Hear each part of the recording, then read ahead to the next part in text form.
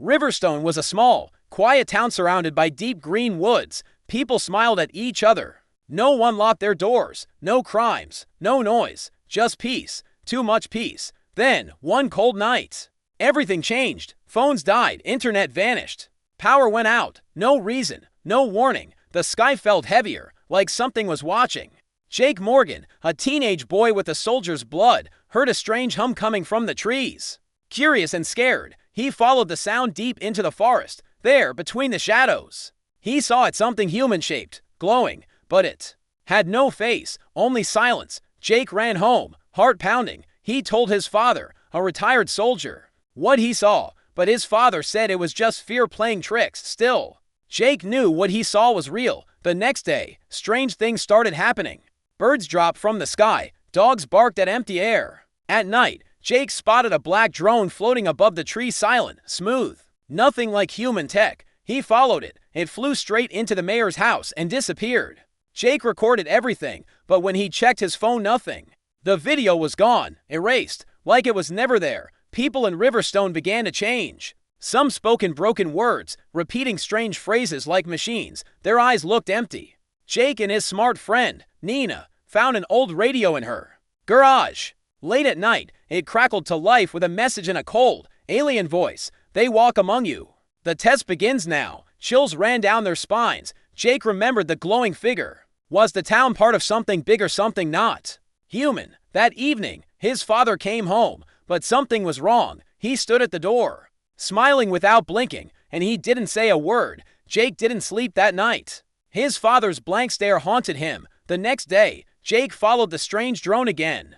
It led him to the edge of town, where an old military bunker lay hidden under the woods. The base had been closed for years, but the doors were open. Inside, Jake found cold, dark halls and rows of glass pods. Inside the pods were people, exact copies of the townsfolk, lying still, clones, replacements. Then he heard footsteps. He hid and saw the mayor walking, but his face flickered like a broken screen. Back home, Nina screamed on the phone, "Your mom tried to kill me." Jake rushed to Nina's house. Her arm was bleeding, eyes wide with fear. "It wasn't your mom," she whispered. "It looked like her, but it wasn't human."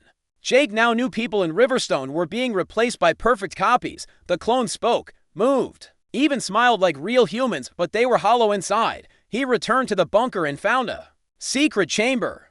On the walls were alien symbols and a screen showing Earth maps. A voice echoed, "Human test phase, active." Jake noticed something strange. A symbol on the wall matched his father's old military badge. Was his real dad still alive? Jake and Nina knew they had little time. The town was a trap, a secret experiment run by something not of this world. At the top of the clock tower, the town's oldest building, they discovered machines sending signals to the clones. It was a control center. Suddenly, Jake heard a weak voice coming from an old radio. "Jake, it's me, your dad. He was alive, being held underground."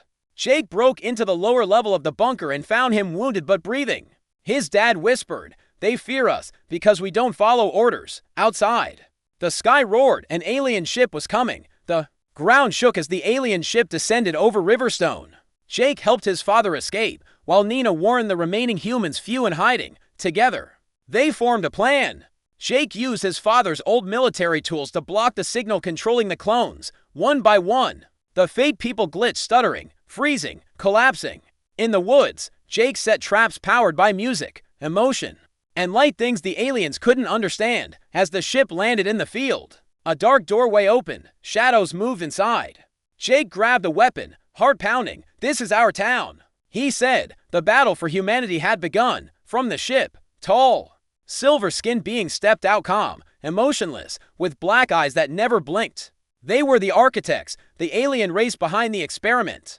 One of them spoke without moving its mouth. "We studied your kind. You are unstable, dangerous." Jake stood firm. "We fight because we feel. That's what makes us human." The aliens offered a choice: surrender or be erased. Jake refused.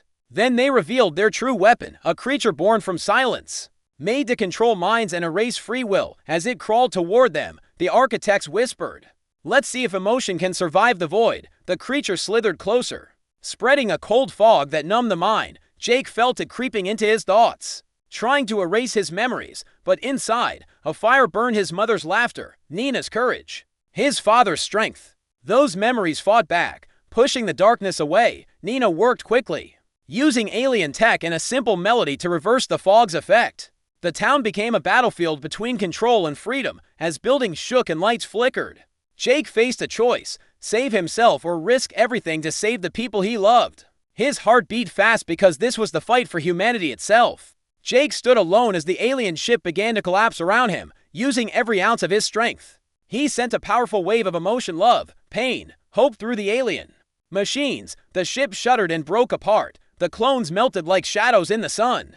The sky cleared, but Riverstone was gone. The survivors gathered, broken but free. Jake's final words were recorded by the aliens: "We are not perfect. We feel, we fight." That is what makes us human. As a new town slowly rose from the ashes, the world knew one truth: Earth's people were stronger than anyone had guessed. The fight was far from over.